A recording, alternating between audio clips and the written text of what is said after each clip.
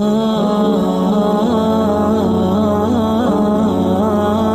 اللہ الرحمن الرحیم۔ السلام علیکم ورحمۃ اللہ وبرکاتہ۔ حضرت سیدنا انس رضی اللہ تعالیٰ عنہ سے روایت ہے کہ رسول اللہ صلی اللہ علیہ وآلہ وسلم کی وفات کے بعد حضرت سیدنا ابو بکر صدیق رضی اللہ تعالیٰ عنہ نے حضرت سیدنا فاروق اعظم رضی اللہ تعالیٰ عنہ سے فرمایا، آئیے حضرت ام ایمن رضی اللہ تعالیٰ عنہ سے ملاقات کے لیے چلتے ہیں، جیسا کہ رسول اللہ صلی اللہ علیہ وآلہ وسلم ان سے ملاقات فرمایا کرتے تھے۔ جب دونوں ان کے پاس پہنچے تو وہ رونے لگی۔ حضرت سیدنا صدیق اکبر اور حضرت سیدنا فاروق اعظم رضی اللہ تعالیٰ عنہما نے فرمایا، آپ کیوں روتی ہیں؟ کیا آپ نہیں جانتی کہ اللہ عز و جل کے یہاں رسول اللہ صلی اللہ علیہ وآلہ وسلم کے لیے بہتر مقام ہے؟ حضرت سیدنا ام ایمن رضی اللہ تعالی عنہ بولی، میں اس لیے نہیں روتی کہ میں اس بات سے لا علم ہوں کہ اللہ تعالیٰ کے یہاں حضور علیہ الصلوۃ والسلام کے لیے بہتر مقام ہے، بلکہ میں تو اس وجہ سے رو رہی ہوں کہ آسمان سے وحی آنے کا سلسلہ منقطع ہو گیا ہے۔ سیدتنا ام ایمن رضی اللہ تعالی عنہ کی اس گفتگو نے حضرت سیدنا صدیق اکبر اور حضرت سیدنا فاروق اعظم رضی اللہ تعالی عنہما کو بھی رونے پر مجبور کر دیا اور وہ دونوں بھی ان کے ساتھ رونے لگے۔ مذکورہ حدیث پاک میں اس بات کو بیان کیا گیا ہے کہ صالحین کی زیارت کے لیے جانا بزرگوں کا طریقہ ہے، جیسا کہ حضور صلی اللہ علیہ وآلہ وسلم کی وفات کے بعد حضرت سیدنا صدیق اکبر اور حضرت فاروق اعظم رضی اللہ تعالی عنہما حضرت سیدتنا ام ایمن رضی اللہ تعالی عنہ کی زیارت کے لیے تشریف لے گئے۔ جناب ام ایمن کا نام برکت ہے، آپ حبشہ کی تھی۔ حضرت سیدنا عبداللہ رضی اللہ تعالی عنہ یعنی حضور نبی کریم رؤوف الرحیم صلی اللہ علیہ وآلہ وسلم کے والد ماجد کی باندی تھی۔ سرکار صلی اللہ علیہ وآلہ وسلم کی پرورش انہوں نے بھی کی ہے۔ آپ صلی اللہ علیہ وآلہ وسلم نے ان کا نکاح حضرت سیدنا زید بن حارثہ رضی اللہ تعالی عنہ سے کر دیا تھا۔ انہی کے بطن سے حضرت سیدنا اسامہ بن زید رضی اللہ تعالی عنہ پیدا ہوئے۔ آپ جہاد میں جاتی، زخموں کی مرہم پٹی کرتی اور غازیوں کی خدمت کرتی تھی۔ حضرت سیدنا عمر فاروق اعظم رضی اللہ تعالی عنہ کی وفات کے 20 دن بعد آپ رضی اللہ تعالی عنہ کی وفات ہوئی۔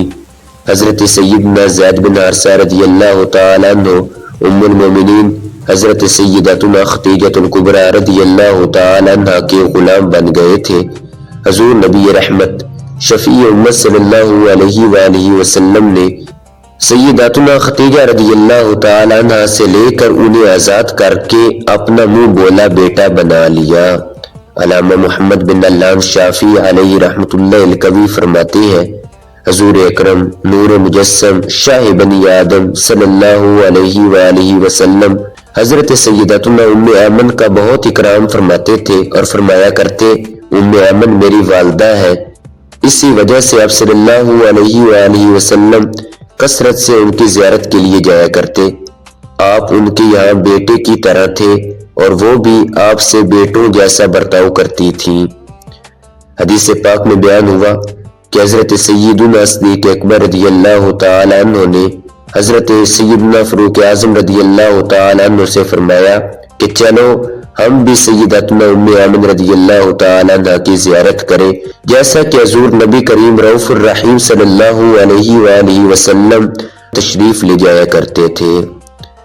حکیم الامت مفتی احمد یار خان علیہ رحمت الحنان فرماتے ہیں، یعنی حضور انور صلی اللہ علیہ وآلہ وسلم جناب ام ایمن کی ملاقات کے لیے ان کے گھر تشریف لے جایا کرتے تھے۔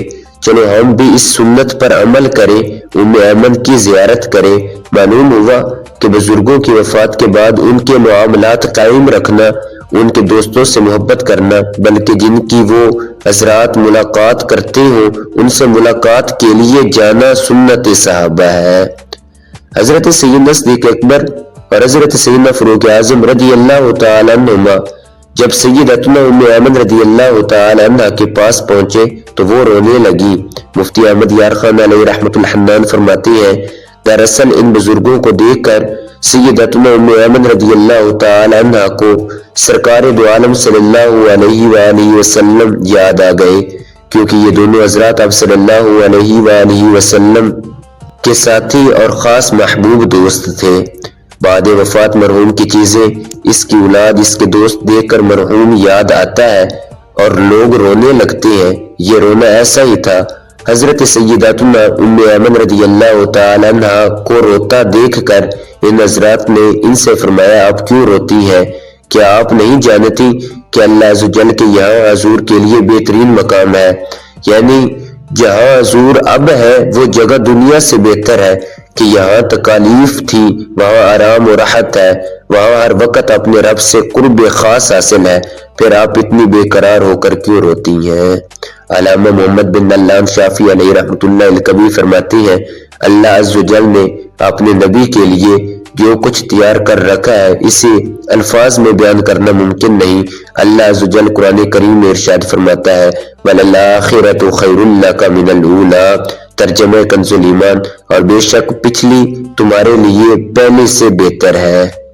حضرت علامہ مولانا سید محمد نعیم الدین مراد آبادی علیہ رحمت اللہ الہادی فرماتے ہیں سرکار صلی اللہ علیہ وآلہ وسلم کی آخرت دنیا سے بہتر ہے، کیونکہ وہاں آپ کے لیے مقام محمود، حوض مورود، خیر معود اور تمام انبیاء اور رسول پر تقدم اور آپ کی امت کا تمام امتوں پر گواہ ہونا اور آپ کی شفاعت سے مومنین کے مرتبے اور درجے بلند ہونا اور بے انتہا عزتیں اور کرامتیں ہیں جو بیان میں نہیں آتی۔